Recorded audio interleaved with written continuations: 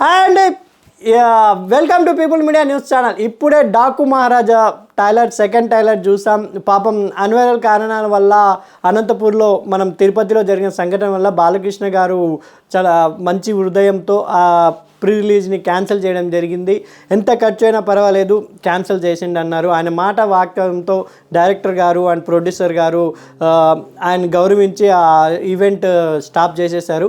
అందువల్లే హైదరాబాద్లోనే సింపుల్గా ఒక ప్రీ రిలీజ్ ప్రెస్ మీట్ పెట్టారు. దాంట్లో సెకండ్ టైలర్ రిలీజ్ చేశారు. దాంట్లో డైలాగ్ వార్, బాలకృష్ణ గారు డైలాగ్ వార్స్ చాలా బాగున్నాయి. డైలాగ్స్ అంటేనే బాలకృష్ణ గారు అంటే డైలాగ్స్ అంటారు కదా. ఫస్ట్ డైలాగ్లో అందరూ ఏంది ఇది రొటీన్గా ఉంది అనిపించింది. సెకండ్ డైలాగ్లో డైలాగ్స్ ఇచ్చి పెట్టారు. ఫస్ట్ డైలాగే మన మలయాళం యాక్టర్గా ఉన్నారు కదా, ఆయన దసరాలో చేశారు. ఆయన గొంతుతో స్టార్ట్ అవుతుంది, వాడు వైల్డ్ ఎనిమల్ అని.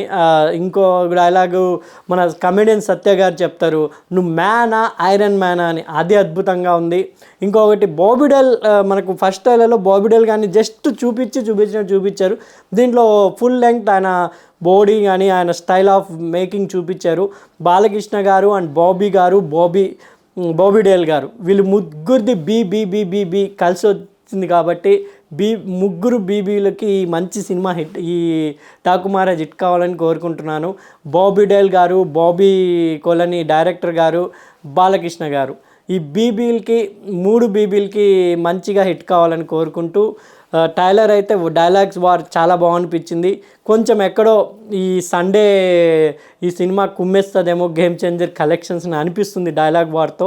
చూడాలి. బిగ్ మాస్ ఓరియంటెడ్ ఉన్న పిక్చర్ కాబట్టి మాస్ జనాలకి బాగా నచ్చుతుందని ఆశిస్తున్నాము.